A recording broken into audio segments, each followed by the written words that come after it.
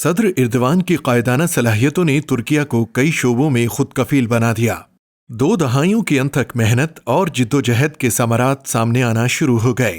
20 बरसों में तुर्किया न सिर्फ दिफाई हथियारों में खुद कफील हो गया, बल्कि दुनिया तुर्क जंगी असलहे की दीवानी हो गई।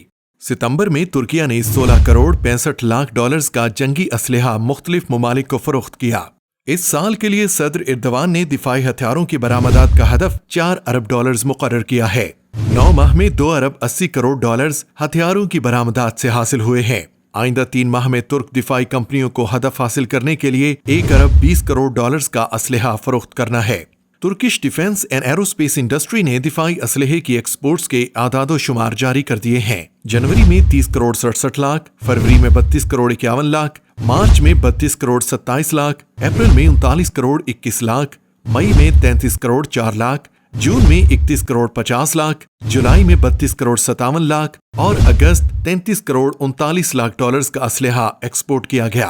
तुर्क दिफाई असलहे में सबसे बड़ा शेयर जंगी ड्रोन और गाइडेड एमुनेशन का रहा। ड्रोन तैयार करने वाली बेरख्तार और गाइडेड मिसाइल तैयार करने वाली रॉकेस्तान कंपनियां एक्सपोर्ट में सरे फहरिस्त हैं। अक्टूबर में तुर्किया ने जदीद जंगी बहरी जहाज मेलजम यूक्रेन को फरोख्त किया है। पाकिस्तान के लिए जब तुर्किया ने मेलजम जंगी बहरी जहाज तैयार किए थे, उसके बाद से दुनिया भर में तुर्क मेलजम की धूम मच गई थी। कई मुमालिक तुर्किया से जंगी ड्रोन और मेलजम की खरीदारी के लिए लाइन में लगे हुए हैं। ये है वो कायदाना सलाहियत जिसने तुर्किया को दुनिया भर में एक अलग और मुनफरिद शनाख्त दी है।